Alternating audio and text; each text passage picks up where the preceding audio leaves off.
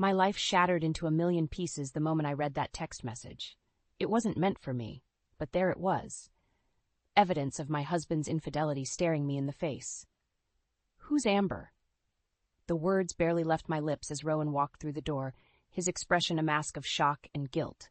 "Alara, I can explain," he stammered, eyes frantically darting around the room. I felt the blood drain from my face as realization sunk in.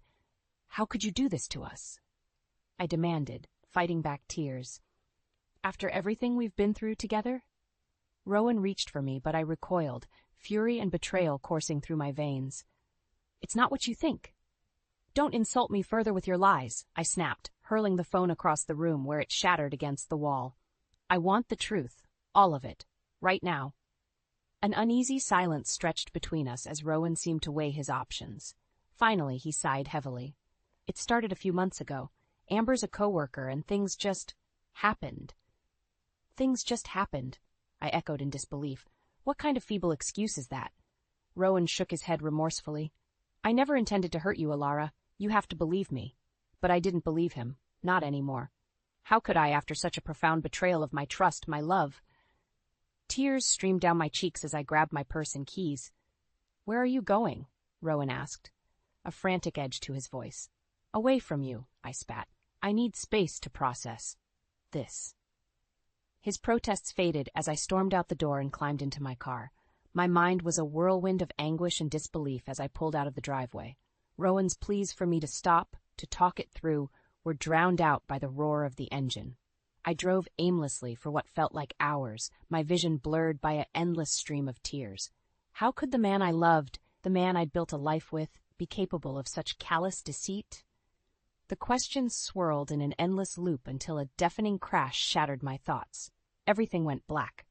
When I finally came to, I was greeted by a kaleidoscope of flashing lights and the metallic stench of blood. My body was trapped in the crumpled remains of my vehicle, waves of searing pain lancing through me with each shallow breath. "Ma'am, can you hear me?" A paramedic's concerned face swam into view as I struggled to make sense of my surroundings. I opened my mouth to respond, but only a strangled cry escaped my lips. It was then that I realized the magnitude of what had happened, the irreversible impact of a single selfish act that had set this nightmare in motion. As blackness crept around the edges of my vision once more, one haunting thought echoed through my mind. This is only the beginning. The harsh fluorescent lights seared my eyes as I slowly regained consciousness, my battered body racked with pain. Machines beeped steadily, monitoring my fragile condition. "Alara, oh thank God you're awake." Rowan's worried face swam into view, his eyes rimmed with dark circles. I recoiled instinctively at his touch, the memory of his betrayal a fresh wound. "Don't," I rasped through dry lips. Confusion flickered across his features before understanding set in. "Alara, please. We have to talk about this." "Talk?" I echoed bitterly. "What's there to talk about? You cheated on me, Rowan. You destroyed the very foundation of our marriage." He opened his mouth, but I barreled on, rage lending me strength. "While you were off screwing your coworker, I was fighting for my life. Do you have any idea what that's like?" Rowan's gaze dropped to the sheet covering my body, a stark reminder of my dire condition.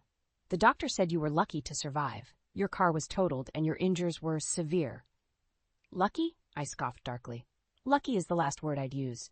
An uneasy silence stretched between us, the weight of his deceit a suffocating presence. Finally he spoke in a hoarse whisper. "I'm so sorry, Alara, for everything." "Save it," I spat. "Hollow apologies won't undo the damage you've caused. You made your choices, and now you'll have to live with the consequences, just like me." His eyes glistened with unshed tears. "I never meant to hurt you. You have to believe that." "I don't have to believe anything from you anymore," I countered, my voice laced with venom. "Not after this ultimate betrayal." Rowan flinched as if struck and opened his mouth again, but I'd had enough. "Just go, Rowan. I can't even look at you right now. Not after what you've done." He hesitated a moment longer before rising unsteadily and shambling out of the room, his shoulders slumped in defeat. The room felt simultaneously emptier and suffocating without his presence.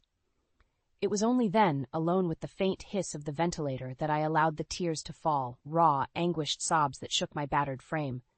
I cried for the life I'd lost, the brilliant future snatched away by one careless act. But most of all, I mourned the death of the man I thought I knew, the man who'd promised to love and cherish me until death parted us. That man was gone, replaced by a deceitful stranger. And as the harsh reality of my new existence came crashing down around me, one thought burned white-hot. Revenge would be mine. The weeks following the accident blurred together in a haze of pain and bitter disillusionment. Each agonizing day brought fresh reminders of how brutally my life had been upended, not just by the injuries that now confined me to a wheelchair, but by the man I once called my husband.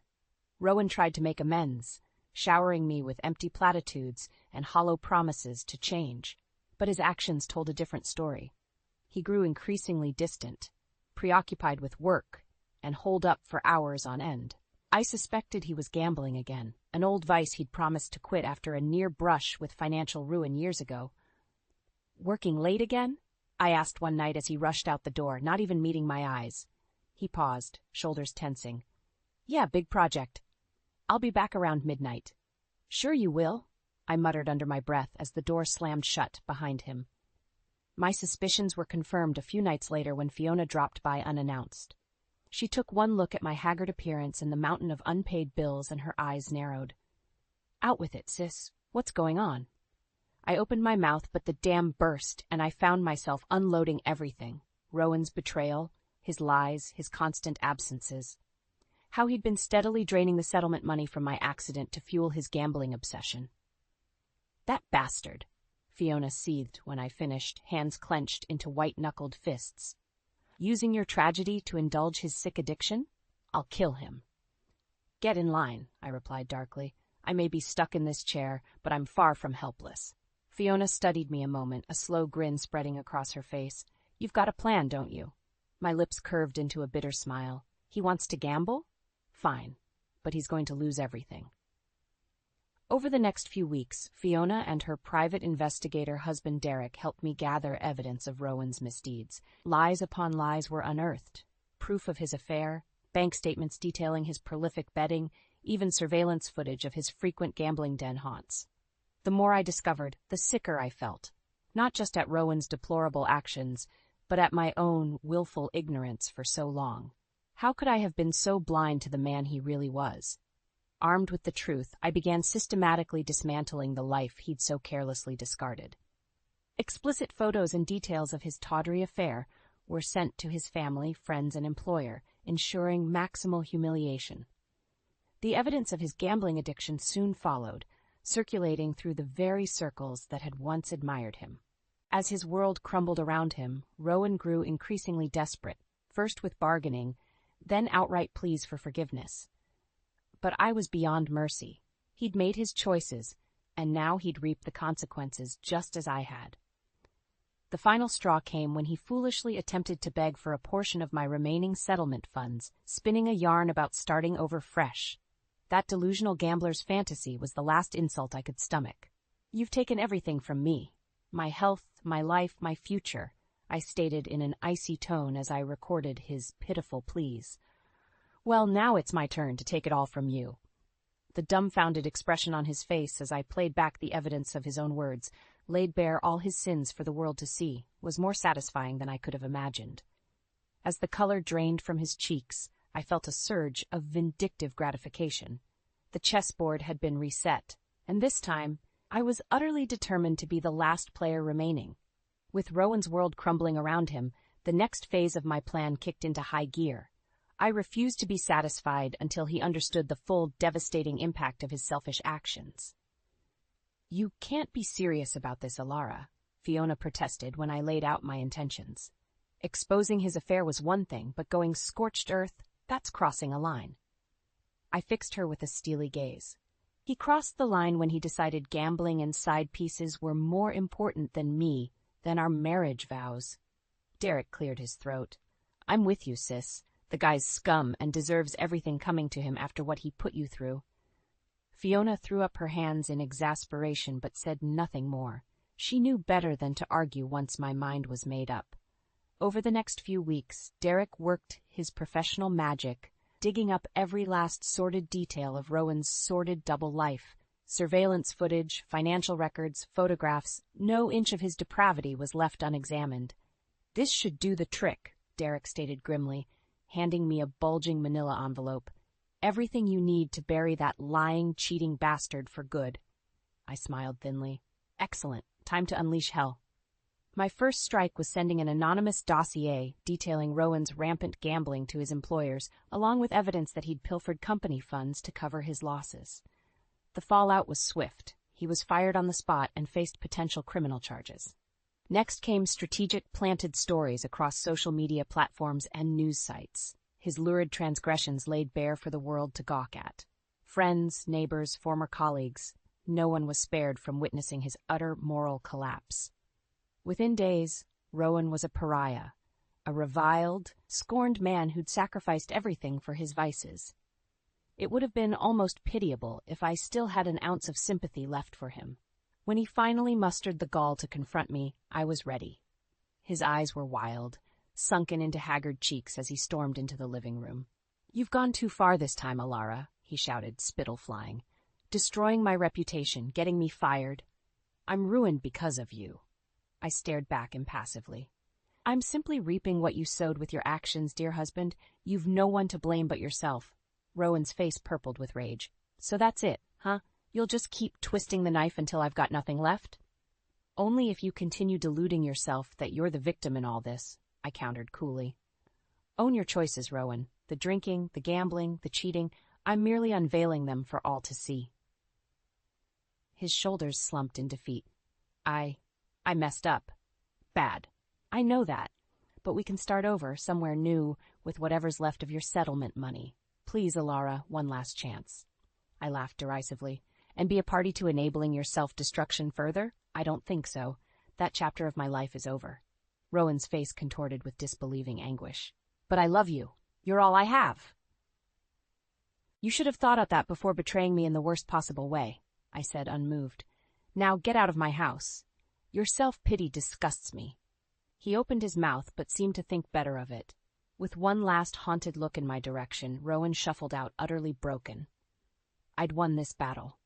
But as I watched his retreating form, I knew the war was just beginning. With Rowan's life in ruins, you'd think I'd finally be satisfied. That the scorching fury which had fueled my quest for vengeance would start to abate. But you'd be wrong. If anything, knowing he was out there somewhere, licking his wounds, and potentially scheming another way to slither back into my life, only stoked those white-hot flames higher. "You sure you want to go full nuclear on this guy?" Derek asked, arching an eyebrow as I outlined my latest plan of attack. "Seems like he's already been pretty well broken by your previous salvos." I shot him a withering look. "Broken? Hardly. Rowan's a cockroach. He'll just scurry off to lick his wounds before popping back up to start the cycle of destruction anew." "Your wife has a point," Fiona piped up. "That bastard's manipulative as hell. Letting up now gives him a chance to regroup and potentially worm his way back in." Derek held up his hands in surrender. "You're the ones calling the shots here. I'm just along for the ride." Once we were all aligned, the final phase began. I systematically released every last shred of proof documenting Rowan's abhorrent behavior, from the tawdry sexting exchanges with his mistress to bank statements chronicling how he'd gambled away my entire settlement in a matter of months. No ugly stone was left unturned. As the deluge of evidence flooded social media and news sites, the public furor reached a deafening crescendo. Rowan went from merely disgraceful to full-on pariah status practically overnight. Former friends, colleagues, even his own family severed ties, unable to be associated with such a bottomless void of moral bankruptcy. Throughout it all, Rowan remained utterly silent. No attempts at excuse or justification, not even so much as a whimper of self-defense. Perhaps he finally recognized how futile it was to deny the overwhelming truth. More likely, in my more vindictive moments, I suspected he simply had no one left willing to listen. It was during one of those moments that he materialized on my doorstep like a wretched, rain-soaked apparition. His eyes were sunken, rimmed with fatigue, as if each fresh exposed sin had physically aged him. Well, if it isn't the cockroach himself," I greeted him acidly. "Come to beg for scraps, have you?" Rowan flinched but didn't respond right away, almost seeming to shrink further into himself. Finally, after several agonizing moments had passed, he found his voice. I don't know what to say. What I've done, the pain I've caused you, there are no words. I let out a contemptuous snort. Really? That's what you're going with after putting me through this hell? You're right, he conceded, eyes glistening with what looked like unshed tears. I've been a miserable failure as a husband, as a man. Selfish, hedonistic, utterly without honor. My eyes narrowed dangerously. Get to the point, Rowan. I have better things to do with my time than listen to you grovel. He swallowed hard before continuing in a cracked murmur. I was hoping, praying really, you might find an ounce of mercy and forgiveness left in your heart, that we could start over, just you and me, somewhere far away from here. The deluded, desperate hope in his voice was so palpable, it was almost pitiable. But I refused to be swayed by what I knew to be just the latest manipulative ploy. You truly are a world-class fool if you think I'd ever willingly tie myself to your shattered life again, I stated with a finality that drew even Rowan up short. This pathetic, whimpering shell of a man in front of me now is all that remains of the person I once loved, and he disgusts me. The impact of my words was like a physical blow. Rowan rocked back on his heels, the last vestiges of hope and pride draining from his features. Yet still he persisted, his voice little more than a broken rasp. Alara, please, I'm begging you. I have nothing, no one. You're all I have left in this world. I met his teary gaze without flinching. Then I suggest you get comfortable with having absolutely nothing, because that's your legacy after the deplorable life you've chosen, loneliness, ruin, a legacy of deceit and selfishness. Rowan opened his mouth but seemed to rethink whatever pitiful appeal he'd been about to make. Without another word, he turned and began trudging away into the encroaching twilight, shoulders slumped in utter defeat. As I watched him go, something twisted in my gut. Not regret, but a savage sense of gratification at reducing this once proud, arrogant man to such an empty, broken husk. The shell containing the person he could have been if not for his own selfish vices. A shell soon to be discarded and forgotten, just like him. In the days following my brutal final confrontation with Rowan, you'd think I'd feel some sense of relief, or at least satisfaction that I'd achieved my goal of dismantling his life piece by piece. But the truth was, I felt empty, hollow in a way that went beyond just the physical and emotional trauma he'd put me through. It was almost as if by meticulously stripping away every last vestige of the man he once was, the man I'd fallen in love with all those years ago, I'd also taken away a part of myself. Not regret, exactly. He'd brought this righteous reckoning upon himself through his selfish actions. More like a void where the possibility of reconciliation and forgiveness had once flickered, however faintly. You look like you're brooding about something serious, Dr. Hansen observed during one of our therapy sessions. Want to share what's weighing on you? I pursed my lips, debating how much to reveal. In the end, I figured she of all people could handle the unvarnished truth. It's about Rowan. Even after everything, some stupid, irrational part of me still hoped we could find, I don't know, a path forward, I suppose. Back to how things used to be before all the lies and betrayal. Dr. Hansen considered this for a long moment before giving a slow nod. It's natural to crave that return to happier times, no matter how unrealistic the prospect may seem now. The human psyche clings to the reassuring illusion of how things should be rather than accepting reality for what it is. Even after he begged me to run away and start over, promised to change, I asked bitterly. Because I'm fairly certain my reality is that the Rowan I loved is dead and gone, burned to ashes by his own endless cycle of selfishness. People can change, Dr. Hansen said carefully, but only if they truly want to, for the right reasons. Based on what you've told me of Rowan's actions, it sounds like his pleas were more about assuaging his own guilt than any real desire for redemption or growth. I let out a rueful chuckle.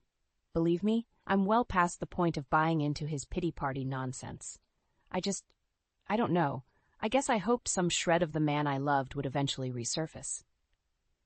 By holding on to that hope, you were only delaying your ability to fully let go and move forward, she said gently. Letting go doesn't mean the love was never real or never mattered. It just means you've reached the point of acceptance, that the person you knew is gone, and it's time to embrace the future on your own terms." Her words hung in the air, their weight slowly sinking in.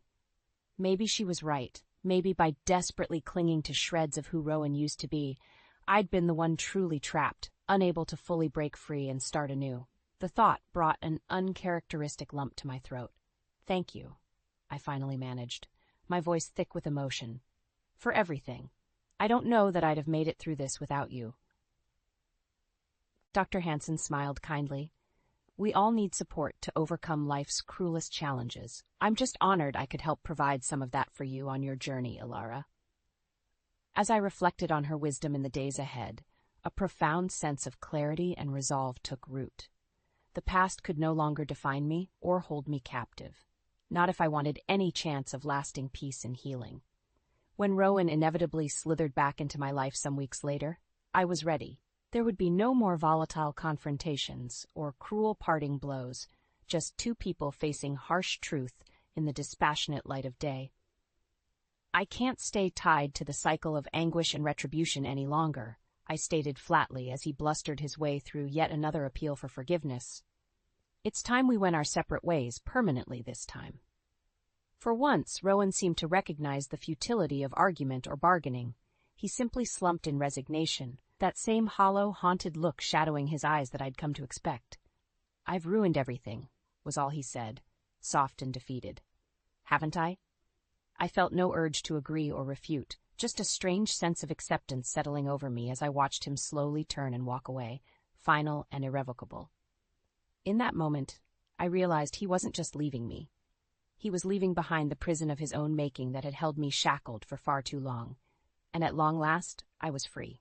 With Rowan's final defeated exit from my life, you'd think I'd feel a sense of relief, of hard-won victory after such a brutal, prolonged battle. But the truth was, as I watched his shattered, shambling form disappear into the distance that day, I just felt drained. Like the last dregs of fiery vengeance that had fueled me for so long had finally guttered out, leaving only a hollowed-out husk in their wake. Maybe that's why, in the days and weeks that followed, a strange lassitude seeped into my bones. Oh, I kept up appearances well enough, attending my therapy sessions, making an effort to stay engaged with Fiona and Derek's lives, but it was all just going through the motions, some part of me locked away and unreachable. "You seem, I don't know, distant lately," Fiona observed over one of our weekly dinners. "Like you're just coasting, not fully present." I mustered a thin smile, both appreciating and resenting her concern in equal measure. "I'm fine, just processing everything that's happened, I suppose. Now that the war is over, so to speak." Fiona arched an eyebrow at that. "Is it, though? Over, I mean? Because from where I'm sitting, it looks more like you've just stopped fighting, like you're stuck in this weird limbo, unable to move forward or backward." I opened my mouth to protest, but nothing came out. Because, damn it all, she was right. Rather than finding a sense of closure or rebirth from vanquishing Rowan once and for all, I just felt unmoored, listless in the aftermath of obliterating my past in such cataclysmic fashion. The realization must have shown on my face because Fiona's expression softened somewhat. Reaching across the table, she gave my hand a reassuring squeeze. "Hey, I'm not trying to rag on you, sis. What you went through, what that bastard put you through, I can't even imagine. But you can't just shut down or go numb as some kind of coping reflex. Feeling the hurt, the anger, the rawness of having your life shattered like that, as much as it sucks, you gotta actually process it and confront those emotions head on. Otherwise, you'll always be stuck in this half-life limbo." I swallowed hard against the tightness in my throat. As usual, the harsh truth in her words rang uncomfortably clear. But maybe that was exactly what I needed. Someone to metaphorically slap some sense back into me, to shock me out of this dangerous emotional void I'd slipped into. "You're right," I husked out. "I can't keep just existing like this, shut off from feeling anything. It's not living, it's merely being." Fiona nodded solemnly. "First step is fully letting go of any lingering ghosts or what-ifs about Rowan and your old life together. Yes, he betrayed you in the worst possible way, but punishing yourself with perpetual stagnation and numbness isn't the path to healing. You have to readmit pain and anger, all of it, into your heart, but not let it consume or define you going forward. Only then can you start truly rebuilding."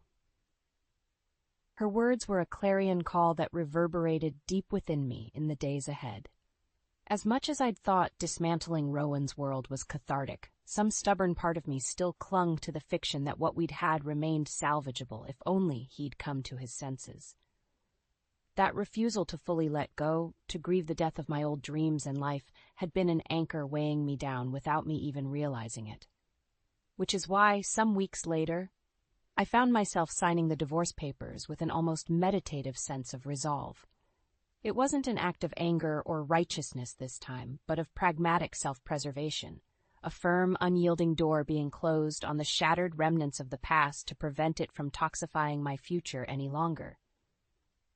"You're doing the right thing," Dr. Hansen assured me after I'd scrawled my signature with a steady hand.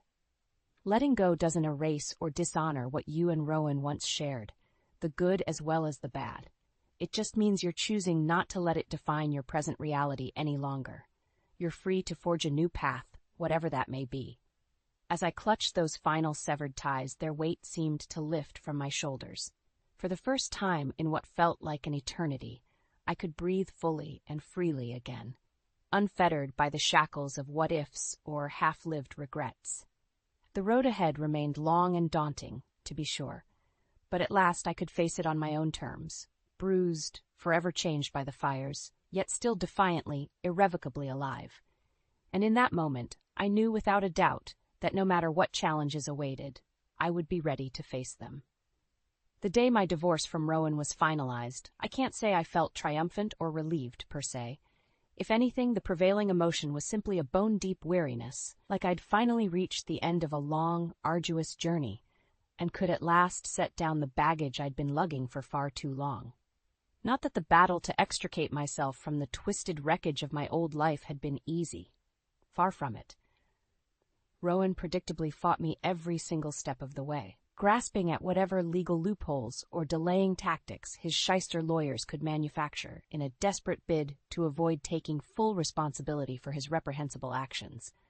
"He's just lashing out, trying to reassert some sense of control after you so thoroughly dismantled everything," Derek observed during one of our strategy sessions. "Classic narcissist gambit. Make the victim's life as difficult as possible out of sheer spite." I shrugged, unsurprised and unmoved. Let him thrash and wail all he wants. I'm beyond caring what pathetic ploys he resorts to at this point. I want out of this toxic cycle, once and for all. In the end, Rowan's efforts were as futile as they were predictable. Between the mountain of evidence proving his malfeasance and the considerable resources I had access to thanks to my settlement from the accident, it was only a matter of playing an agonizing waiting game. When the final decree was read, coldly stripping away what few pretenses of normalcy remained between us, I could almost detect a glimmer of weary resignation in Rowan's eyes. As if some primal part of him recognized that this drawn-out battle of mutually assured destruction could only end one way, with him as the sole loser, stripped of everything from his finances to his reputation to whatever tattered shreds remained of his dignity and self-respect. As for me, well, I suppose in a sense I was a winner as well. If you could call clawing your way out of the smoldering wreckage of your former existence by any definition a victory. The divorce afforded me the financial means and legal autonomy to rebuild. Yes, but it was a blank slate forged through equal parts perseverance and sheer, unrelenting spite, not exactly the backdrop for grace or celebration. I know it's been a long, soul-crushing road to get to this point. Dr. Hansen murmured as we discussed my thoughts and emotional state in the aftermath. But you're finally free to start living for yourself again, Alara. No baggage, no lingering toxicity, just a future waiting to be molded however you see fit. I nodded, recognizing the truth in her empathetic words. Yet some part of me still felt adrift, untethered without the fiery core of vindictiveness that had sustained me for so long. Who was I, really, when stripped of the all-consuming quest to dismantle the life I'd once known down to its rotten foundations? Could I become anyone or anything other than a former victim, forever defined by the brutal betrayals that reshaped my world? The answer, I decided after much introspection and soul-searching, was a resounding yes. My path forward wouldn't be about running from my past, but embracing the person I'd been forged into through that horrible crucible. Stronger, wiser, defiantly self-determinant in a way the naive, love-struck former version of myself could scarcely comprehend. It started slowly, with me reclaiming my independence in ways both great and small, using my portion of the divorce settlement to secure a new home better suited for mobility and accessibility, dipping my toes into the entrepreneurial waters by launching a small online business I could run from home, one promoting counseling resources for victims of abuse and trauma, reconnecting with old friends and repairing strained family bonds that had frayed due to my fractured marriage. With each new, self-directed step into the future, I found myself healing in a way that transcended the physical. No longer was I just enduring or coping. I was embracing a rebirth, fearlessly shaping my identity and purpose beyond the pain and heartbreak of my past. As for Rowan, well, from what little I could gather secondhand, his unraveling continued apace.